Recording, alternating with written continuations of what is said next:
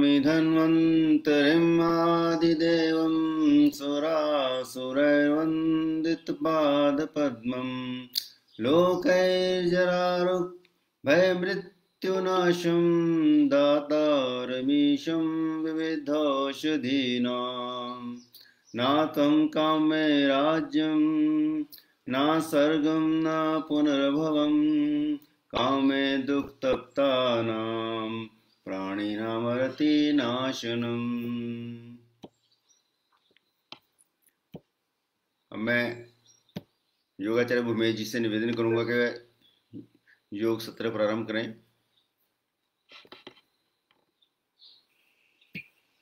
सभी को, योग साधकों को नमस्कार। सभी अपने स्थान पे बैठ जाएंगे। सुखासन या वज्रासन या पद्मासन में किसी भी आसन में बैठ सकते हैं।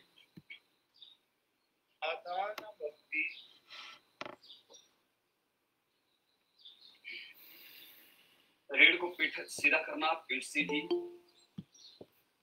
हाथ ध्यान में। 3 बार ब्रह्मनाद का उच्चारण करेंगे। लंबा गहरा श्वास भरिए।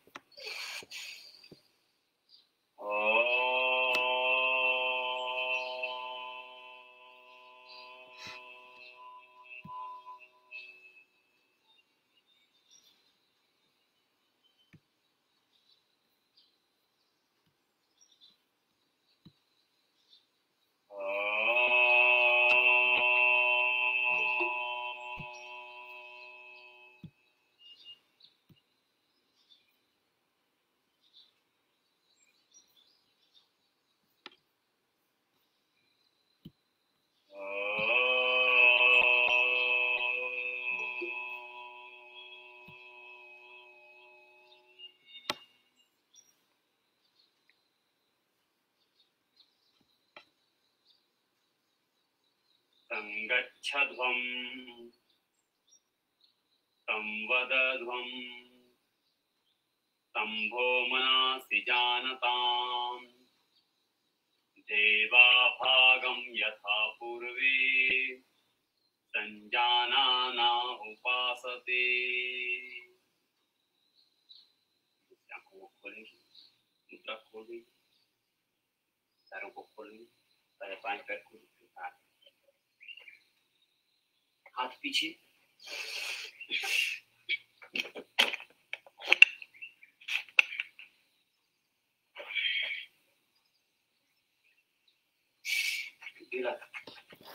जंघों को बिल्कुल रिलैक्स करेंगे।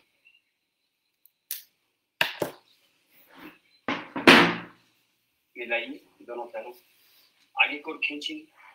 1 2 3 4 5, आगे पीछे 6 7 8 9 10। बदल गैप दीजिए। क्रॉस करना दाएं हाथ को बाएं पैर तक और बाएं हाथ को दाएं मुट्ठी तक। 2 1 2 3 4 5 6 7 8 9 10 11 12 13 14 15 16। बदल होल्ड करिए हाथ ऊपर से। दाईं ओर से जाना, पूरा घुमाते हुए बाईं ओर से वापस आना। ऐसे 1 फिर पीछे 2 3 4 5 6 7 8 9 10। रिवर्स 1 2 3 4 5 6 7 8 9 10। बदल पैरों को मिला लीजिए। दाएं पैर को फोल्ड करिए, बाएं घुटने को ऊपर और दाएं घुटने को होल्ड करिए। श्वास भरिए, सांस छोड़िए, प्रेस करिए। 1 नीचे की ओर, 2 1 ऊपर की ओर, 2 नीचे को। हिप जॉइंट, थाई जॉइंट को स्वस्थ रखेगा। 2 1 2 1 2 अगला क्षण बाएं पैर को फोल्ड और बाएं घुटने को होल्ड करें, श्वास भरना छोड़ दीजिए, प्रेस करें, एक, और ये नीचे की ऊपर की ओर छोड़िए, दो, एक, दो, एक, दो, एक, दो, एक, दो, एक, दो। ऐसे ही पकड़ लीजिए मद्रासन की तरह, वृक्षासन की तरह, यहाँ बटरफ्लाई, पीठ सीधी करने से उठाना, बटरफ्लाई करने से ऐसे सीधी आसन।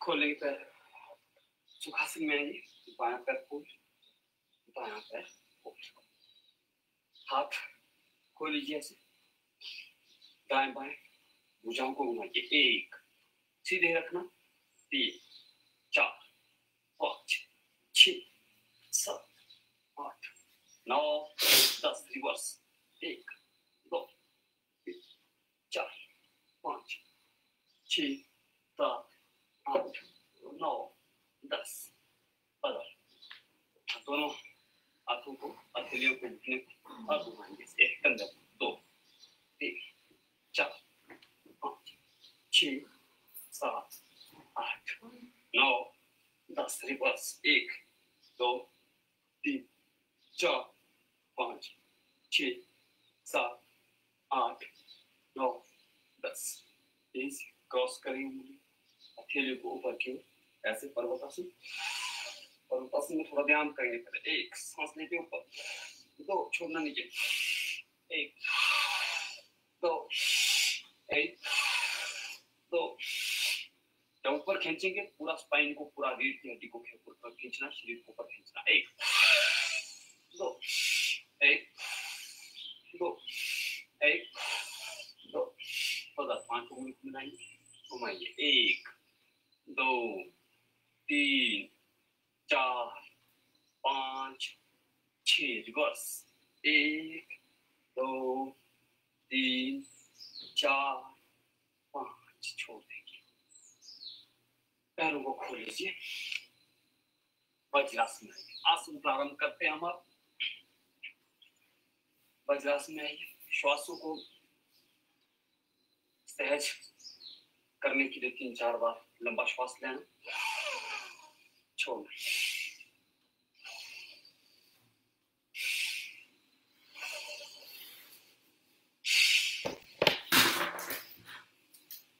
पहला अभ्यास करेंगे शशांक आसन का, श्वास भरते हुए दोनों हाथों को सामने से उठाएंगे, एक, धीरे धीरे सांस अंदर भरिए, ऊपर खींचिए, कमर से खींचिए शरीर को, दो, सांस छोड़ते हुए कमर से आगे झुकना, कंधों को उठने नहीं देना, धीरे धीरे आगे जाने दीजिए शरीर को,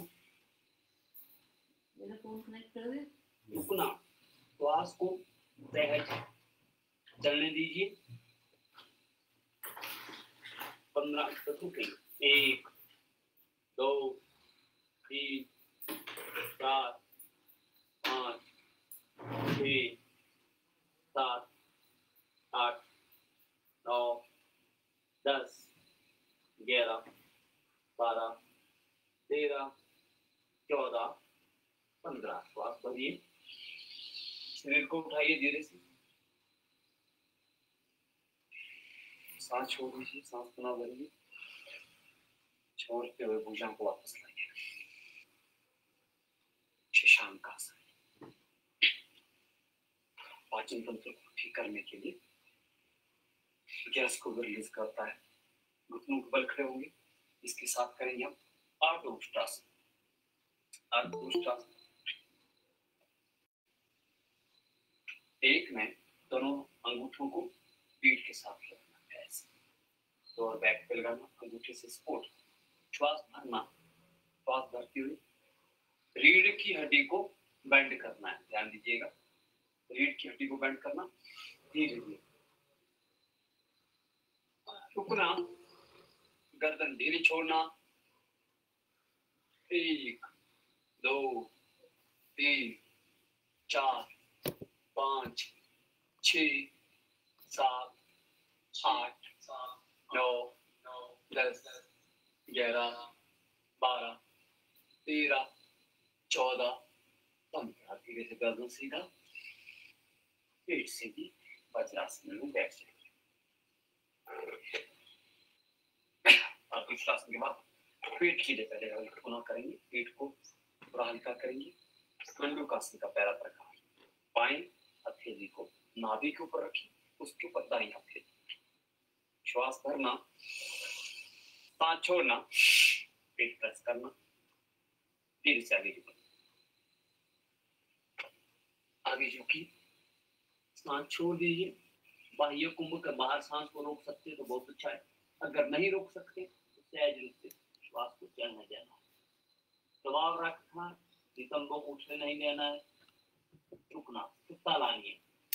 1 2 3 4 5 6 7 8 9 10 11 12 13 14 15। सांस भरते धीरे से उठिए, सांस छोड़ दीजिए। दूसरा प्रकार, मुट्ठी को बंद करना है, मुट्ठी का नाभि के दाएं बाएं। सांस भरिए, सांस छोड़िए। छोटी आंत में सड़न रहती है जो उसको भूख कराता है। सांस छोड़ते झुकिए, मंडूकासन। रुकिए, 1 2 3 4 5 6 7 8 9 10 11 12 13 14 15। सांस भरते उठिए। तीसरे प्रकार में थोड़ा ज्यादा प्रेशर क्या करना है, बाईं जो मुष्टि का है उसको नाभि को उसके ऊपर दाईं मुष्टि का, दाएं बाएं से खोला तो आगे पूरा ज्यादा प्रेशर पड़ता है। सांस भरिए, सांस छोड़िए, प्रेस करिए, धीरे से धीरे धीरे। सांस बाहर धीरे धीरे छोड़ सकते हैं, बाह्य कुंभक लगा सकते हैं तो अति उत्तम। अगर नहीं लगा सकते, श्वास बंदी कोई समस्या है, हृदय विकार कोई है, ब्लड प्रेशर की कोई समस्या है, तो श्वास को सहज रूप से चलने दीजिए। 3 4 5 6 7 8 9 10 11 12 13 14 15। सांस भरते दोनों घुटनों थोड़ा गैप देना। 3-4 बार श्वास लेना, ब्रीथ को सामान्य करना। इसके साथ करेंगे हम उतान मंडूकासन। कल भी किया था उसका अभ्यास हमने, उतान मंडूकासन। तो पहले घुटने खोल दिए छोड़ा, और दाईं भुजा को उठाइए ऊपर, दाईं भुजा को क्रॉस करिए opposite side to left side. उसी तरह बाईं भुजा उठाइए, बाईं भुजा को राइट साइड क्रॉस करिए।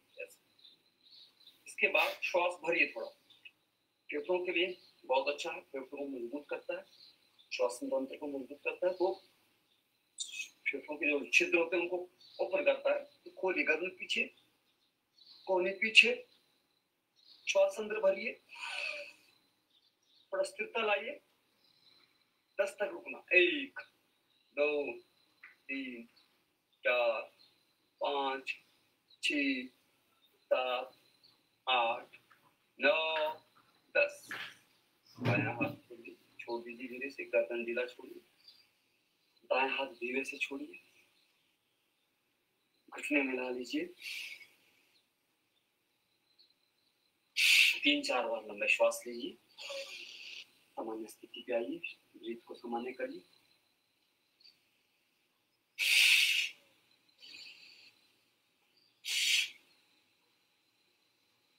अभी हम अगला आसन करेंगे, मार्जर आसन। मार्जर होती है बिल्ली, को शरीर की आकृति उसकी तरह बनती है, तो पाचन तंत्र के लिए और हमारे रेस्पिरेटरी सिस्टम के लिए, श्वसन तंत्र के लिए उपयोगी आसन है। और हमारे गले पे इसमें जलन द्रवंद लगता है तो थायराइड ग्लैंड, पैराथायराइड ग्लैंड को भी स्वस्थ रखने के लिए उपयोगी है। एक बार देख लीजिए कैसा करना है, उसमें पे थोड़ा सा अंतर देना है, इतना काम करना इस स्थिति से करना है जैसे हम वज्रासन से कर रहे थे, आसन इस स्थिति से करना। श्वास भरना यहाँ पर एक बार देख लेंगे। सांस छोड़ने के बाद थोड़ा सा ऐसे दिखाता हूँ, सांस छोड़ने के बाद पेट को ऊपर करना, जैसे स्पाइन को पूरा ऊपर खींचते हो, गर्दन को लॉक करना।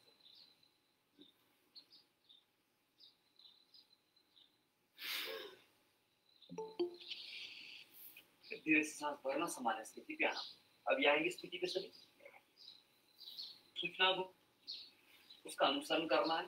श्वास भरना, पहले सांस छोड़िए, पेट को ऊपर करिए, इसको पूरा ऊपर से जैसे कोई खींच रहा हो, गर्दन को लॉक करिए, श्वास को अंदर बाहर छोड़ के रखा है तो भाई कुंभ कर जाना।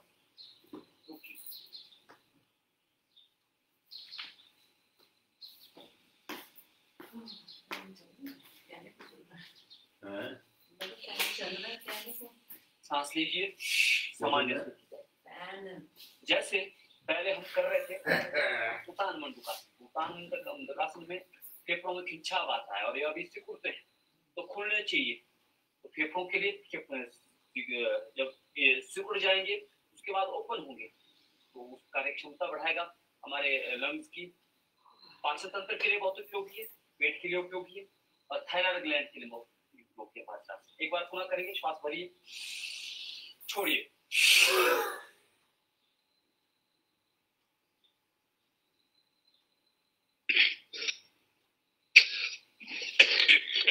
श्वास भरिए। अभी वज्रासन लाइए, रिलैक्स कराइए। 3-4 बार अपने श्वासों को सामान्य करने के लिए 3-4 बार प्रत्येक आसन के बाद लंबे श्वास लेना छोड़ना। इसके साथ करेंगे अपन सिंहासन। तो अभी लंग हमारे सिकुड़े हैं, सिंहासन में खुलते हैं और थायराइड ग्लैंड भी ओपन होता है, उसके लिए करेंगे।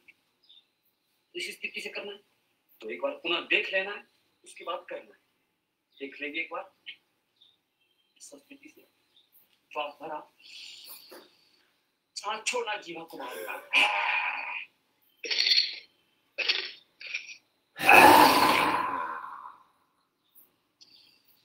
फिर सांस लेना सामान्य और नमन सामान्य। इस स्थिति में इसमें पेट नीचे हो जाएगा, पहले पेट ऊपर जाता है ऐसे देखिए, इसमें नीचे जाएगा तो नाभि से जैसे नीचे से कोई खींच रहा है पेट को, नाभि से वैसे जाएगा, गर्दन ऊपर जाएगी। अब जो मैं सूचना दूंगा उसके अनुसार करना। सांस छोड़िए,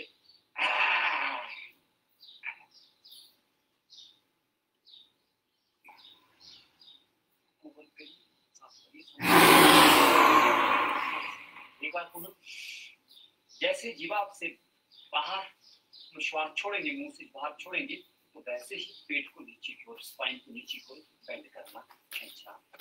थोड़ा सांस लेंगे,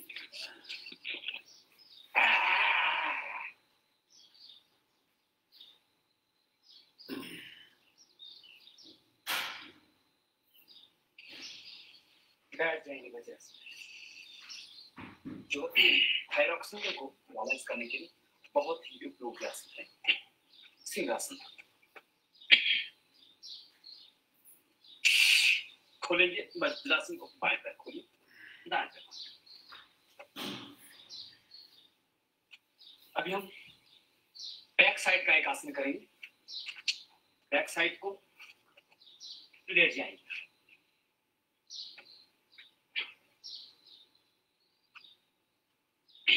ऐसे रिलैक्स कर लेंगे। हथेली आसमान की ओर, जंघाओं को, दाएं बाएं को, अपने पंजों को, पैरों को छोड़ देंगे। अब सूचना इसको लेंगे। पहले आसन का नाम है सेतु बंधासन। सेतु बंधासन, सेतु बंधासन में क्या करना होता है, पहले अपनी जंघाओं को फोल्ड करें, साथ साथ में सुन लेंगे, एक बार देख लेंगे, अपने अपने स्थान पे, फिर उसके बाद में करा लूंगा। ऐसे लेट के एंकल जॉइंट से दोनों हथेलियों को होल्ड करना है इस तरह से। पूरी पीठ हमारी जमीन पर लगेगी, कंधे जमीन पर लगेंगे। पूर्ण स्थिति में आने के लिए पीठ को उठाना, सेतु अर्थात पुल, बंद अर्थात बांधना, तो पुल बांधना अपने शरीर का, कंधे तक उठाने की कोशिश करना। गर्दन पर हमारा जलंधर बंद लग जाएगा इस तरह से, ऐसे।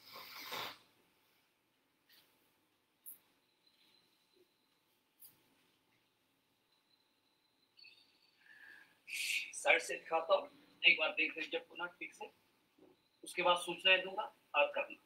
श्वास लिया, सांस छोड़ा, उठाना।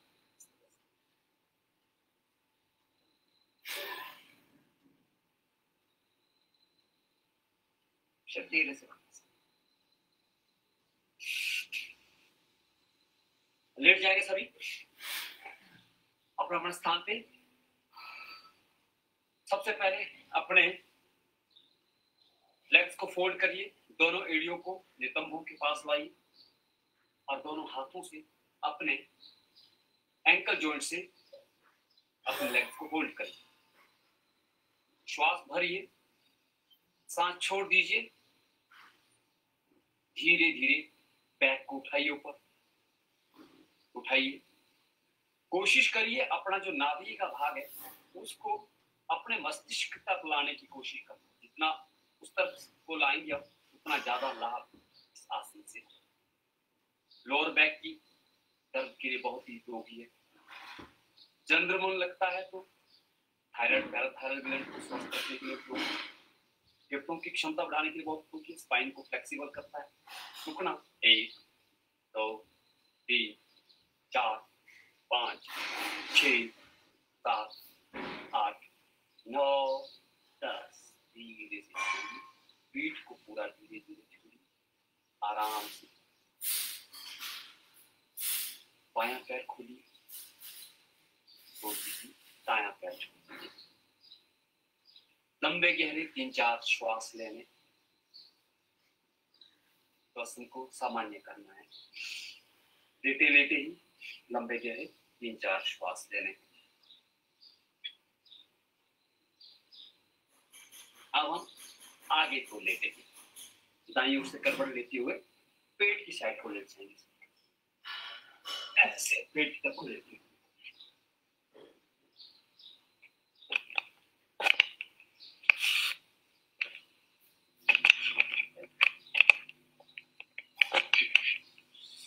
पेट तक लेटेंगे सभी ऐसे, और बाईं हथेली को दाईं हथेली ऐसे रखिए, गर्दन को एक तरफ। इस आसन का नाम है मकरासन। और दोनों पंजों को बाहर क्यों रखना, शरीर ढीला छोड़ना। जैसे मगरमच्छ लेटा रहता है इसलिए इसका नाम मकरासन है। श्वास को लंबा गहरा लीजिए, धीरे से धीरे छोड़िए। इस आसन में जो फेफड़े का एक भाग होता है हमारा, जो प्रेस नहीं होता है, उसमें खिंचाव थोड़ा बहुत आता है आसन करते समय, लेकिन इस आसन करने से पूरा शरीर का दबाव पड़ता है तो उसको वो ओपन करता है। तो फेफड़ों को अर्थात ऑक्सीजन लेवल बढ़ाने के लिए ये आसन बहुत ही उपयोगी आसन है। मकरासन रिलैक्सेशन तो कराता ही है, चिपता लाता ही है। अगला अभ्यास करेंगे, दोनों एड़ियों को पीछे पैरों को मिला लेंगे और दोनों अपने हाथों को सीने के पास ले जाएंगे, ऐसे गर्दन नीचे। हम करेंगे अर्धभुजंगासन। अर्धभुजंगासन करेंगे तो शरीर को नाभि तक उठाना है। दोनों हमारे हथेलियां हैं सीने के पास है, कोहनियां पीछे, तो पीछे दोनों पैर मिले हुए, तो नाभि तक उठाने के लिए धीरे धीरे उठाना, उससे ज्यादा नहीं। गर्दन उठाइए, धीरे से उठाइए, इतना उठाइए, रुकिए, यहाँ पर स्थिरता लाइए। आसन में स्थिरता बहुत जरूरी है। स्थिरता के 3 चरणों में अभ्यास कर सकते हैं। पहला चरण है जितनी देर रुक सकते हैं 8-10 सेकंड तक। दूसरा ऐसे 15 सेकंड से ले 1 मिनट तक, और तीसरा अभ्यास उससे ज्यादा। 1 2 3 4 5 6 7 8 9 10। धीरे से वापस आइए। रिलैक्स करना। तो पुनः वक्रासन में गर्दन को किसी भी तरफ रख सकते हैं, दाईं ओर रख सकते हैं, बाईं ओर रख सकते हैं। दोनों पैरों के पंजे को ओपन करना है, दाएं बाईं ऊपर रखना है, रिलैक्स।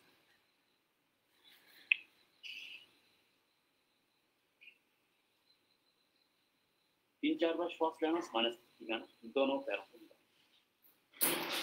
अभी हम एक साथ इसी स्थिति से पूर्ण भुजंगासन करेंगे। पूर्ण भुजंगासन के लिए पीछे अपने पैरों को ऐसे रखिए, अंगूठों को लगाइए, श्वास भरते हुए शरीर को, कमर को कलाई तक लाना। सबसे ध्यान दीजिए, कमर को आगे लाना, कलाई तक, शरीर अपने आप आगे आएगा। एक देखिए ऐसे, और ऊपर उठाइए, इस स्थिति से उठाइए। रुकिए यहाँ पर, दोनों थैलियों पर, दोनों पैरों के पंजे पर हमारा वजन, शरीर का भार है। रुकिए, 1 2 3 4 5 6 7 8 9 10। यहीं से अगला आसन करेंगे। अपने इन कंधों को उठाइए, एड़ी पीछे जमीन पे लगाइए, अधोमुखी श्वानासन, कंधों से शरीर को प्रेस करिए। रुकिए यहाँ पर, सांस छोड़ दीजिए, पूरा पूरा शरीर का ट्रायंगल जैसे बनेगा, पर्वतासन जिसको बोलते हैं। रुकिए यहाँ पर, 1 2 3 4 5 6 7 8 9 10। यहीं से दंडासन आइए, ऐसे दंडासन में भुजाओं का शरीर सीधा दंड की तरफ।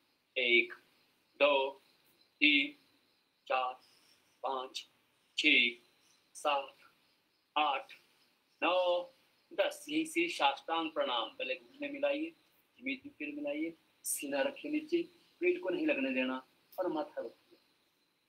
ओके, 1 2, कंधे उठा के रखना है, 3 4 5 6 7 8 9 10। रिलैक्स कराइए, शरीर को ढीला छोड़िए, मकरासन रिलैक्स। 4 रिलैक्स करते रहिए। 4 आसन हमने किए, भुजंगासन, अधोमुखी श्वानासन, दंडासन और साष्टांग प्रणामासन। भुजंगासन हमारे लोअर बैक की दर्द के लिए, स्पाइन को फ्लेक्सिबल बनाने के लिए, सर्वाइकल या स्पाइन से या इस तरह से कोई नस खी हुई है, नसों में रुकावट है, उसके लिए भुजंगासन बहुत ही उपयोगी आसन है। इसके अतिरिक्त हमारा अधोमुखी श्वानासन लेग्स की मसल्स को खोलता है, मसल को मजबूत बनाता है, नर्व को ओपन करता है, थायराइड ग्लैंड के लिए उपयोगी है, पेट के लिए उपयोगी है अधोमुखी श्वानासन। इसी तरह दंडासन को मजबूत बनाता है, भुजाओं की मसल्स को मजबूत बनाता है। और साष्टांग प्रणामासन हमारे शरीर के 8 अंग लगते हैं, तो शरीर को फ्लेक्सिबल बनाता है। 8 अंग लगते हैं तो पेट नहीं लगता है, लगते क्या है, सीना लगता है, 2 हाथ लगते हैं, 2 पैर लगते हैं, माथा लगता है, वो 2 घुटने लगते हैं, तो इसलिए साष्टांग प्रणाम कहते हैं। तो शरीर की आकृति ऐसे टेढ़ी बनती है, तो फ्लेक्सिबिलिटी बढ़ती है। तो इसके बाद हम उठेंगे, शशांक आसन लेंगे एक बार, और वज्रासन में बैठ जाएंगे।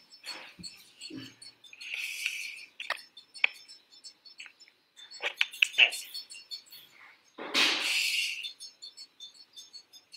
धीरे से पैर खोल लेंगे,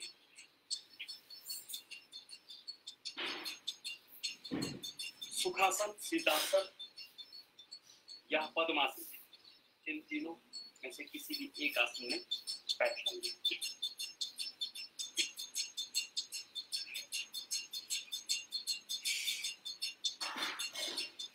एक क्रिया का अभ्यास करेंगे, उड़ियान बंद। इसके बाद हम ध्यान करेंगे, एक बार समझ लेंगे कैसे करना है। उड़ियान बंद में किसी भी एक आसन में बैठ लेना, बैठे आसनों में, और आंखों को ध्यान मुद्रा में रख सकते हैं। श्वास भरना पहले, सांस छोड़ना, फिर थोड़ा गति से छोड़ना, और पूरे पेट को नाभि के साथ लगाना है। पूरा पेट खाली हो जाएगा, और बाहर सांस को रोकना है। बंद का मतलब बांधना, हाथ बाहर श्वास को रोकना है, नियंत्रित करना है। कितनी देर तक करना है? जितना अपना अपना अभ्यास है। प्राणायाम का अभ्यास जो जितना ज्यादा करेगा उतनी उसकी सिद्धता रोकने की पड़ती। एक बार देख लेंगे, मैं करता हूँ। उड़ियान बंद हमारे एक बार इसका करने के लिए करने वाले व्यक्ति के अंदर एक तो पाचन तंत्र हल्का ही होता है, जठर अग्नि एक्टिव होती है, जो मंद अग्नि होती है, पाचन तंत्र स्लो जिसका होता है, कवच रहती है, उनके लिए बहुत ही उपयोगी है। शुगर जिनका स्तर अनियंत्रित हो जाता है उनके लिए भी उपयोगी है। एक बार देख लेंगे कैसे करना है।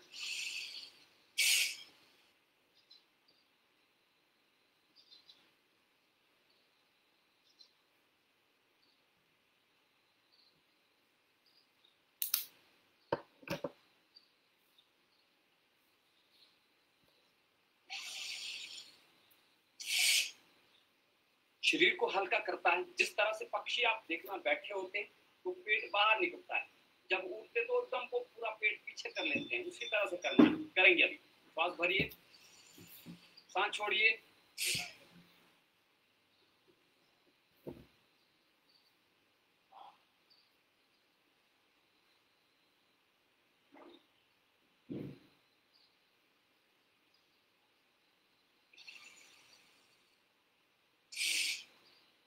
दो बार और करेंगे। अपना श्वास भरिए,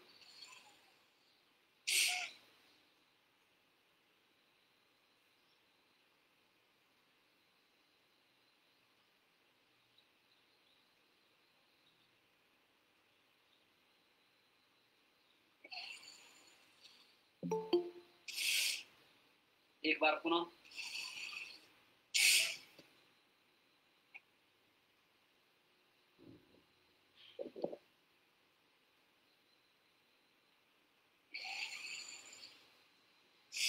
किसको नहीं करना है, ये भी बहुत ध्यान देने वाली बात है। गर्भवती महिला को नहीं करना इसका अभ्यास। स्टमक से संबंधित कोई सर्जरी हुई, ऑपरेशन हुआ हो, उनको ज्यादा से ज्यादा 1 साल तक नहीं करना चाहिए अभ्यास। 6 महीने बाद परामर्श से ही बात करना चाहिए इस क्रिया का अभ्यास। अभी आप अपने अपने आसन पे बैठे ही, तो आसन चेंज भी कर सकते हैं। सुखासन से वज्रासन, वज्रासन पद्मासन कर सकते हैं। जिनको ज्यादा अभ्यास नहीं है, दर्द हो रहा है बैठे बैठे, तो आसन चेंज करना है। बाकी जिस आसन में है उसी आसन में रह सकते हैं। पीठ सीधा रखना, ध्यान मुद्रा में हाथ 3 बार हम ब्रह्मनाद का उच्चारण करेंगे, ध्यान की ओर बढ़ेंगे। अभी हम श्वास धीरे से अंदर भरना, ओम का उच्चारण,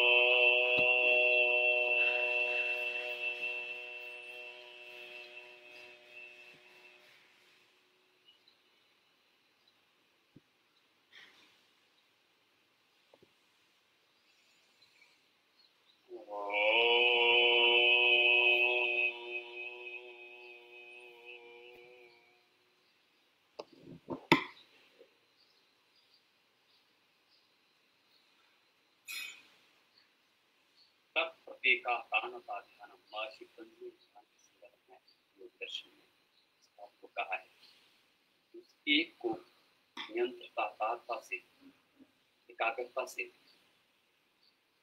पूर्वक स्थिर होना ध्यान है। अपना श्वास को धीरे से अंदर भरिए और धीरे से छोड़िए। सबसे पहले हम अपने श्वासों को नियंत्रित करने का प्रयास करें। धीरे से श्वास भरिए। श्वास इतने धीरे भरना कि श्वास की ध्वनि अपने को अनुभव ना हो।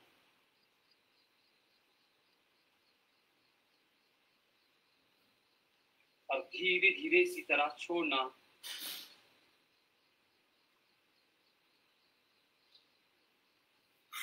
श्वास प्रश्वास को नियंत्रण करने से मन नियंत्रित होता है। इस विषय को महर्षि पतंजलि ने योग दर्शन में कहा है। इसलिए श्वासों पर नियंत्रण अति आवश्यक है। नियंत्रण होने से ही एकाग्रता बढ़ती है। एकाग्रता बढ़ने से ही हम ध्यान पूर्वक करते हैं। जब नियंत्रण और एकाग्रता का मिश्रण होता है तब ध्यान अपने आप ही लग जाता है। एक बार हम ओम का उच्चारण करेंगे। श्वास भरिए।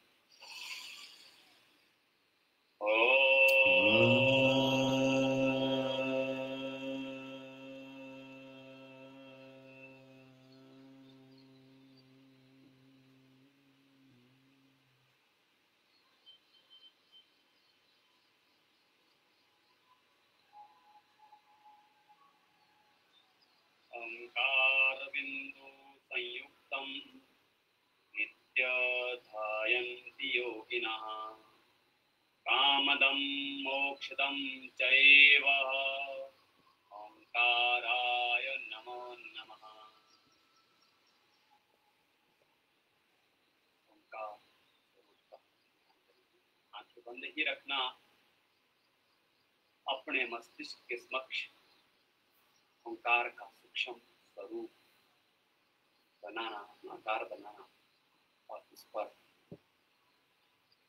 अपना ध्यान एकाग्र करना।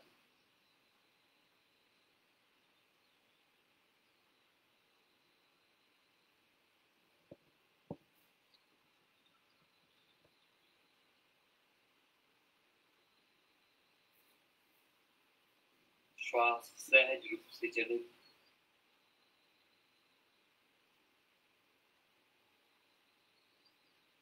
बाहर की अंदर की सब तरह की ध्वनियों को ओंकार पर एकाग्र करना। ओंकार सच्चिदानंद स्वरूप है। उसी का हम ध्यान कर रहे हैं। ओंकार का स्वरूप हमारे मस्तिष्क के समक्ष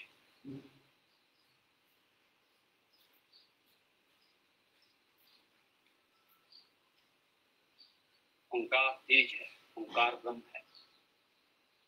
ओंकार सूर्य का तेज है। ओंकार ब्रह्मांड है। संपूर्ण ध्वनि का मूल है।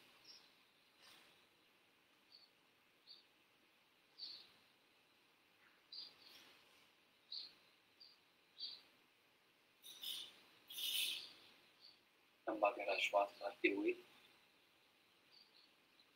ओम का उच्चारण करेंगे।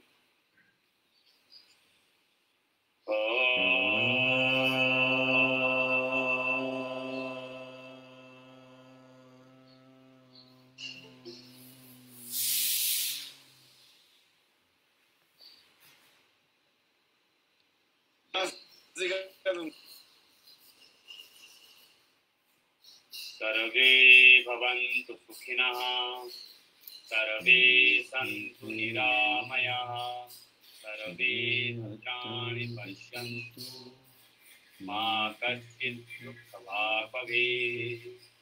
ओम शांति शांति शांति। उष्ण खिलों को आंखों पर सभी सुखी रहें, सभी निरोगी रहें, सबका भला हो। इसी कामना के साथ आज के योग सत्य को योग साधना समाप्त करते हैं।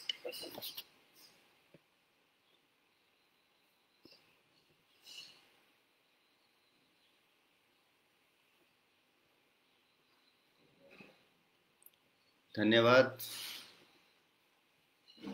धन्यवाद भूमेश जी। आशा करता हूँ कि आज के योग सत्र में हम सबको ये जानकारी मिली होगी। हाँ जी, आपका माइक ऑफ है। धन्यवाद भूमेश जी। आशा करता हूँ कि आज के योग सत्र का आनंद लेते हुए हमने अपने अपने शरीर के सभी अंगों का व्यायाम किया होगा, योग किया होगा। हम जानते हैं कि आजकल हमारे नित्य प्रति कि हम जो दिनचर्या के कार्य करते हैं, हम शरीर को एक्टिव नहीं कर पाते हैं। तो सुबह सुबह हम योग करेंगे तो हम सारा दिन स्वस्थ रहते हैं, एक्टिव रहते हैं। आजकल लोग पीठ की दर्द से अधिक पीड़ित रहते हैं। तो आज के जो आचार्य जी ने योग करवाए हैं उससे हम ये समझते हैं कि सबका शरीर जो है वो रीढ़ की हड्डी की जो व्यायाम है उसको करने के पश्चात हम लो बैक एक जिससे हम अधिकतर पीड़ित रहते हैं उससे ठीक रहेंगे। तो आज के हमारे अगले सत्र जिसमें हमें अपने किसी स्पेशलिस्ट का उद्बोधन मिलता है, उसमें आज हमारे मुख्य वक्ता हैं डॉक्टर अजय पाठक जी। डॉक्टर अजय पाठक ईएनटी स्पेशलिस्ट हैं, नालागढ़ में सीएचसी में बीएमओ के पद पर कार्यरत हैं। इसमें मूलतः ईसपुर जिला उन्ना के रहने वाले हैं। लिखने का, पढ़ने का और पोइम्स लिखने का इनको शौक है। समाचार पत्र जैसे दिव्य हिमाचल, हिमाचल दस्तक, दैनिक वर्तमान, अंकुर, इन सब में ये अपने आर्टिकल्स लिखते रहते हैं। हिंदू फिलॉसफी और अध्यात्म में इनका विशेष शौक है। कोविड ड्यूटी भी इन्होंने की है, तो इनको खुद को भी कोविड हुआ है, इसलिए कोविड के बारे में अधिक ये जानकारी हमें दे पाएंगे। ईएनटी स्पेशलिस्ट हैं, तो श्वास रोग, क्योंकि कोविड जो है तो वो गला और लंग्स को अधिक पकड़ता है, उसी के कारण व्यक्ति को समस्याएं होती हैं। तो खुद भी कोविड से पीड़ित रहे हैं, तो उसके बारे में हमें अधिक जानकारी दे पाएंगे।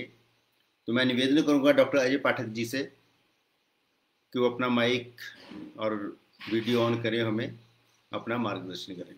डॉक्टर अजय पाठक जी। नमस्कार, जय मां शारदे।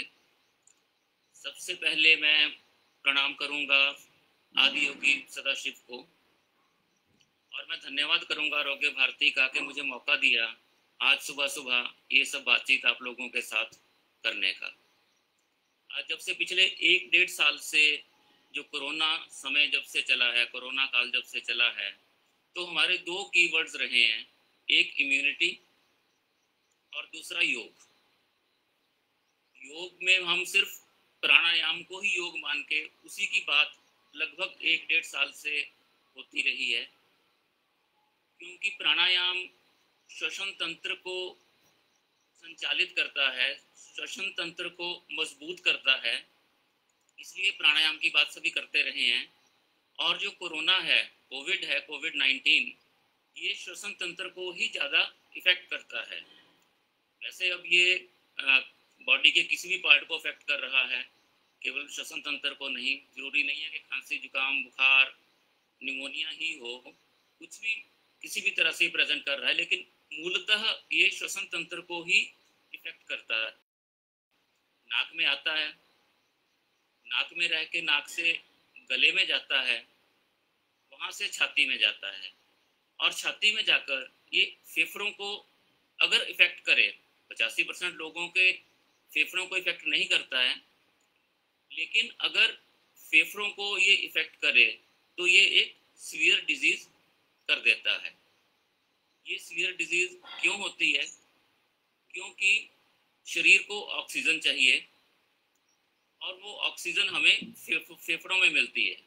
हवा से हम सांस लेते हैं, फेफड़ों में जो खून आता है उसमें कार्बन डाइऑक्साइड होती है, वो छोड़ता है, फेफड़े छोड़ते हैं, और ऑक्सीजन हवा की जो है वो ले लेते हैं। तो हमारे फेफड़े मजबूत होना बहुत ही आवश्यक है अगर हमने कोविड की बीमारी के जो गंभीर परिणाम है उनसे हमने बचना है। यूजली हम पूरा फेफड़ा सांस के लिए इस्तेमाल नहीं करते, हम हल्की सांस लेते हैं, उछली सांस लेते हैं। पूरा फेफड़ा पूरी तरह फैलने का आदी नहीं होता, खासकर उन लोगों में जो लोग फिजिकल एक्सरसाइज नहीं करते, जो लोग भाग दौड़ नहीं करते, जिनका सांस नहीं फूलता, उनके फेफड़े का कुछ भाग कभी भी नहीं फूलता है। वो आमतौर पे हल्की सांस लेते हैं और धीरे धीरे फेफड़े के उस भाग को पूरा फूलने की आदत ही भूल जाती है, और वो लोग ज़्यादा प्रोन होते हैं इस चीज़ के लिए कि कोविड निमोनिया जब हुआ है तो उनकी ऑक्सीजनेशन गिरे। उनकी ऑक्सीजनेशन कम, उनकी SpO2 शरीर की ऑक्सीजन उनकी कम हो जाए। पहले तो SpO2 शरीर की ऑक्सीजन ऐसा शब्द थे जो किसी ने सुने नहीं थे, पर पिछले 1-1.5 साल से जो भी व्यक्ति OPD में आते हैं वो यही बात करते हैं, जी ऑक्सीजन तो मेरी ठीक है, पहले चेक करके आते हैं अपनी, पहले अपना वो देख के आते हैं। तो जो लोग लंबी सांस या तेज सांस लेते हैं उनका एल्वियोलाई सबसे छोटा हिस्सा है फेफड़े का, वो इलास्टिक हो जाता है, वो इलास्टिक होकर वो ज़्यादा फैलता है, उसमें ऑक्सीजन को ग्रहण करने की क्षमता ज़्यादा बढ़ जाती है और वो अच्छी तरह से निपट सकते हैं अगर छाती में कोई बीमारी भी हो जाए तो। कोविड एल्वियोलाई को ज़्यादा इफेक्ट करता है, उनमें सोजिश आ जाती है, ओपेसिटीज आ जाती हैं, शरीर एक्शन लेता है। सबसे पहले शरीर सांस को बढ़ा देता है, सांस को तेज कर देता है। एक ही हम जैसे हम लगभग 16 से 18-20 इतने सांस 1 मिनट में लेते हैं, लेकिन जब हमें इफेक्ट होना शुरू होता है तो हम सांस बढ़ा देते हैं, 16 की जगह 20 पे आ जाएंगे, 20 की जगह 24 पे आ जाएंगे, 24 की जगह 26 पे आ जाएंगे, लेकिन फिर भी छाती कोप नहीं कर पाती तो हमारी ऑक्सीजन लेवल बॉडी का कम होना शुरू हो जाता है, हमारी बॉडी की ऑक्सीजन कम हो जाती है। और जब ऑक्सीजन कम होती है वो हमारे शरीर को काफ़ी नुकसान पहुंचाती है। कुछ नुकसान ऐसे हैं जिनकी भरपाई हो जाती है, रिवर्सिबल होते हैं, उन नुकसान से हम वापस निपट सकते हैं। लेकिन कुछ नुकसान ऐसे हैं जिनसे हम भरपाई नहीं कर पाते। हमारे वाइटल ऑर्गन्स हैं, हमारे कुछ ऐसे अंग हैं जिनमें इरिवर्सिबल डैमेज हो जाता है, ऐसा नुकसान हो जाता है जो सारी उम्र का हमारा साथ बन जाता है। तो यही पे जो प्राणायाम है, प्राणायाम की का रोल आता है। अगर हम आम जिंदगी में लंबी सांस लेते हैं, डीप ब्रीदिंग करते हैं, सांस अंदर लेते हैं और सांस का तरीका अच्छा अपनाते हैं कि सांस अंदर लेते पेट बाहर आता है, सांस बाहर छोड़ते हुए पेट अंदर जाता है, तो जब सांस लेते हैं तो फेफड़ा पूरा फूलता है, जब सांस छोड़ते हैं तो फेफड़े की पूरी हवा बाहर आती है और बर्नौली थ्योरम में जितनी बाहर आएगी उतनी ही अंदर जाएगी, जिस प्रेशर से बाहर आएगी उस प्रेशर से वो अंदर भी जाएगी। तो अगर हम उज्जयी सांस लेते हैं, उज्जयी प्राणायाम करते हैं, नाड़ी शोधन प्राणायाम करते हैं, इनमें हम सांस अंदर लेके सांस को रोकते हैं। जब हम सांस को रोकते हैं तो हमारे एल्वियोलाई अधिक फैलते हैं और एल्वियोलाई के फैलने से उनमें ऑक्सीजनेशन ब्लड को देने की क्षमता ज़्यादा बढ़ती है, एल्वियोलाई की हमारी कैपेसिटी बढ़ती है और हवा सारी की सारी बाहर निकलती है, तो कार्बन डाइऑक्साइड सारी की सारी बाहर निकलती है। और जब हम विगोरस प्राणायाम करते हैं, ये तो हो गए कि उज्जयी लेते हैं, नाड़ी शोधन करते हैं, अनुलोम विलोम करते हैं। दूसरा, जब हम विगोरस प्राणायाम करते हैं, भस्त्रिका करते हैं, कपालभाति करते हैं, सुदर्शन क्रिया करते हैं, तो हम फेफड़ों का सारा सांस जोर लगा के बाहर छोड़ते हैं और सांस जोर लगा के बाहर छोड़ने से हमारे एल्वियोलाई की इलास्टिसिटी बढ़ती है। कहने का मतलब ये है, हम मकर आसन करते हैं, मकर आसन करने से फेफड़े के वो हिस्से जो आमतौर पे काम नहीं करते उनमें भी हवा जाती है। ये देखा गया कि मकर आसन अगर SpO2 कम है, शरीर की ऑक्सीजन कम है, मकर आसन करने से 8 से 10% SpO2 शरीर की ऑक्सीजन बढ़ जाती है। तो अगर हम अपने स्वस्थ जीवन में प्राणायाम करते हैं, इन सब चीज़ों का हम उपयोग लाते हैं, तो हम जो मुश्किलें हमें, अगर कोरोना से पीड़ित हो जाए कोई व्यक्ति, उसे जो मुश्किलें आएंगी वो पहले से ही उन मुश्किलों के लिए तैयार होता है, क्योंकि उसके फेफड़े पहले से ही मजबूत हैं, उनके फेफड़ों को पहले से ही ज़्यादा हवा लेने की आदत है, उनके फेफड़ों की कैपेसिटी पहले से ही ज़्यादा है। कोरोना तो सेल्फ लिमिटिंग है, अपने आप खत्म हो जाएगा, वायरल बीमारी है, इसने अपने आप जाना ही है। तो जो भी हमें मुश्किल होती है वो इसी बात से होती है कि ये हमारे फेफड़ों को इफेक्ट करता है और हमारी बॉडी की ऑक्सीजन कम करता है। और कम होने के नुकसान मैं पहले भी बोल चुका हूँ कि 2 तरह के नुकसान हमें होते हैं। अगर 72% से ऑक्सीजन कम हो जाए तो काफी सारे ऐसे नुकसान होते हैं जो हम भरपाई जिनकी नहीं कर पाते। तो अगर रेगुलर प्राणायाम हम करते रहें, हमेशा प्राणायाम करें, नित्य प्रति करें, तो हम कोरोना से लड़ने के लिए काफी सक्षम हो सकते हैं। और दूसरी चीज, प्राणायाम से शरीर में एंडोर्फिन्स रिलीज होते हैं। ऐसे तरल पदार्थ रिलीज होते हैं जो हमें वेलबींग देते हैं, जो हमें अच्छा महसूस करवाते हैं, जो हमें खुश रखते हैं, जो हमारी इम्यूनिटी को बढ़ाते हैं। तो प्राणायाम हमें सिर्फ शारीरिक रूप से नहीं, मानसिक रूप से भी किसी भी बीमारी के लिए तैयार करता है। दूसरा जो इशू प्राणायाम में आमतौर पर इसमें कोविड में रहता है, मानसिक अवसाद बढ़ जाता है, तनाव बढ़ जाता है, व्यक्ति ने अकेले रहना है, घर वाले भी नजदीक नहीं आते, बाकी लोगों का तो क्या। तो मन में बीमारी के बारे में टीवी चैनल्स इतना ज्यादा बताते हैं, केवल मौत ही मौत बताते हैं, तो एक मन में डर पैदा हो जाता है। वो डर आपकी इम्यूनिटी को फर्दर गिराता है और आप फर्दर और ज्यादा बीमार हो जाते हैं। लेकिन अगर हम कुछ प्राणायाम करते हैं, हम ओम का उच्चारण करते हैं, हम नाड़ी शोधन करते हैं, उज्जयी करते हैं, तो ये हमारी इम्यूनिटी, हमारा जो मन है, मस्तिष्क है, इसे भी बैलेंस रखता है। ये हमें अवसाद से ग्रस्त नहीं होने देता। ये हमारे लिए एक मानसिक संबल बनता है।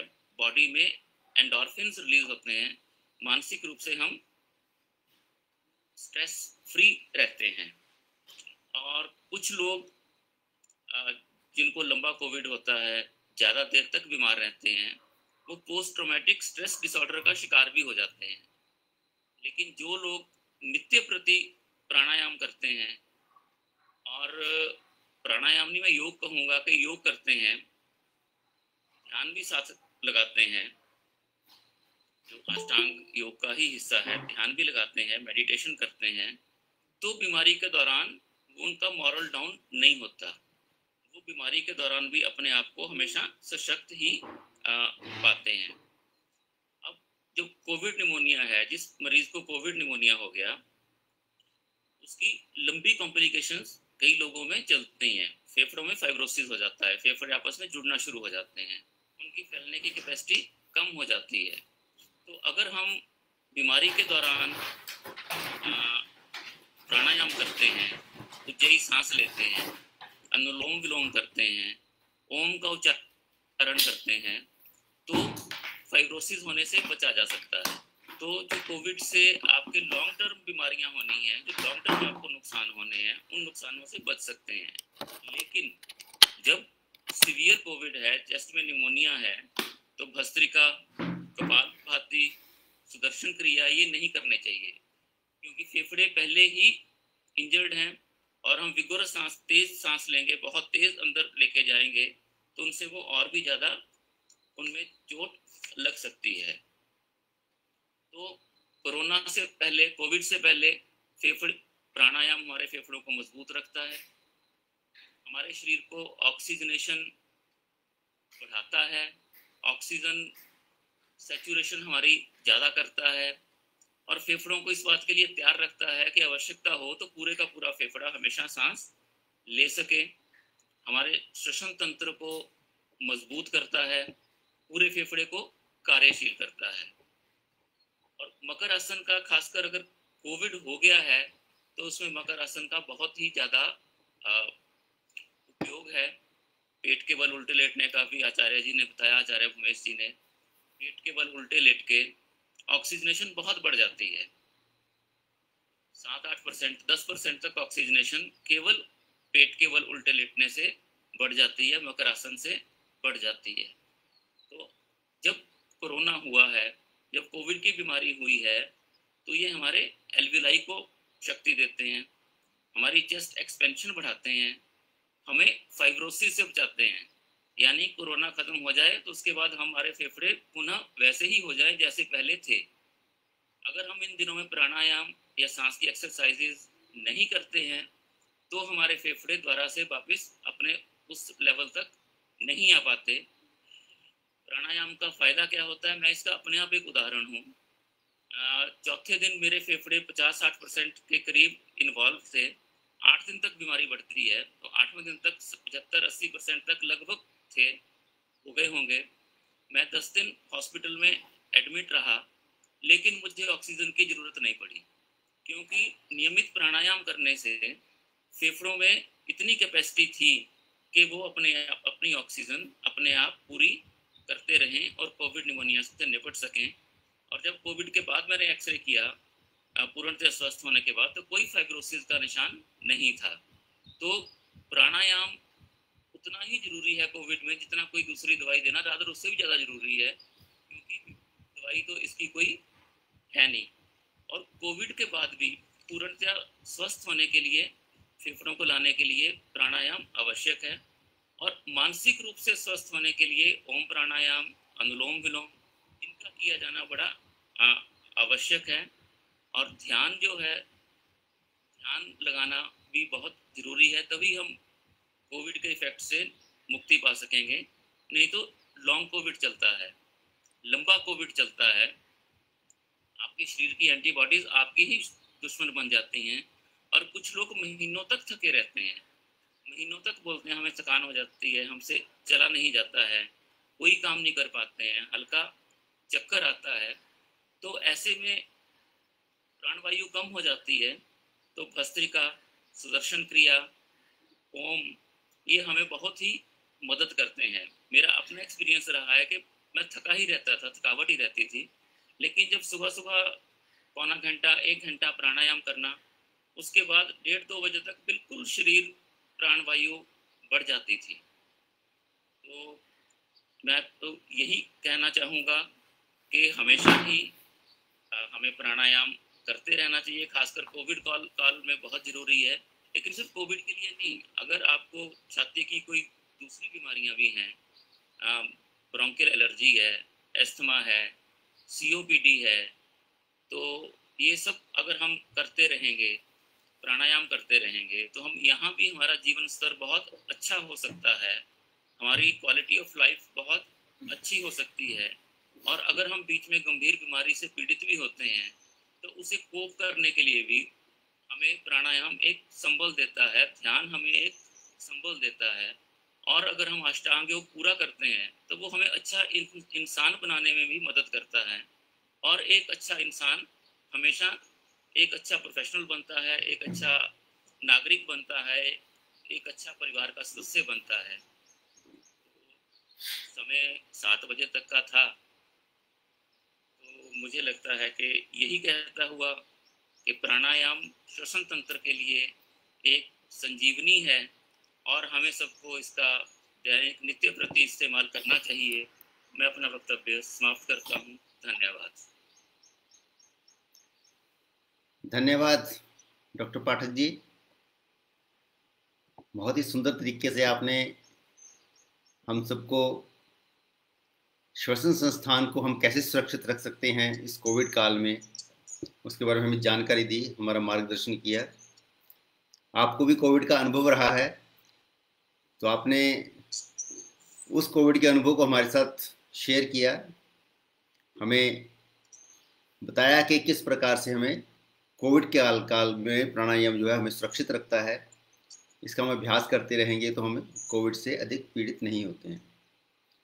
चलिए, कोविड को तो हमें मुकाबला करना ही है, अपने आप को जैसे कि इसके प्रोटोकॉल है उसका पालन करना है। हम सबसे अनुरोध रहेगा कि कोविड प्रोटोकॉल का पालन करते रहें और साथ में योग प्राणायाम का अभ्यास करें, ताकि अगर भगवान ना करे या किसी को अगर कुछ होता भी है तो वो उससे कभी पीड़ित ना हो पाए। तो इसके साथ ही हम कार्यक्रम के अंतिम पड़ाव की ओर अग्रसर हैं। तो शांति मंत्र के साथ इस कार्यक्रम का हम समापन करेंगे। सभी पीठ सीधी करके बैठ जाएंगे और ओम का उच्चारण करेंगे।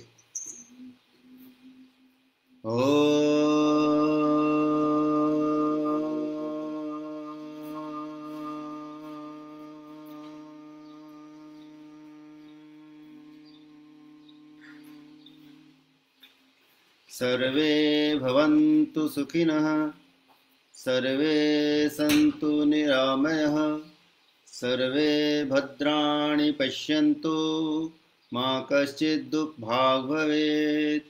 ॐ द्यौ शान्तिः अन्तरिक्षद्वं शान्तिः पृथिवी शान्तिरापः शान्तिः औषधयः शान्तिः वनस्पतयः शान्तिः विश्वे देवाः शान्तिः ब्रह्म शान्ति सर्वत्वं शान्तिः शान्तिरेव शान्तिः सा मा शान्तिरेधि।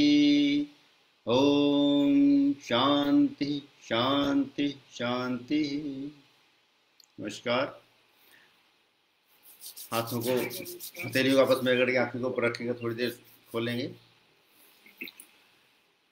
मैं आज के हमारे जो प्रवक्ता रहे योगाचार्य भूपेश जी एवं डॉक्टर अजय पाठक जी, हम समय निकालने के लिए आपका धन्यवाद। और साथ में जितने भी हमारे प्रतिभागी हमारे साथ जुड़े, जिन्होंने योगाभ्यास किया, प्राणायाम का उद्बोधन प्राप्त किया, उन सभी का भी अपना समय निकालने के लिए धन्यवाद करता हूं। आरोग्य भारती की तरफ से आप सबका हार्दिक आभार। और निवेदन रहेगा कि प्रतिदिन इसी समय सुबह 6 बजे हम जुड़ें और योग प्राणायाम का अभ्यास करें और इसकी जानकारी प्राप्त करें और शरीर को स्वस्थ रखें। धन्यवाद।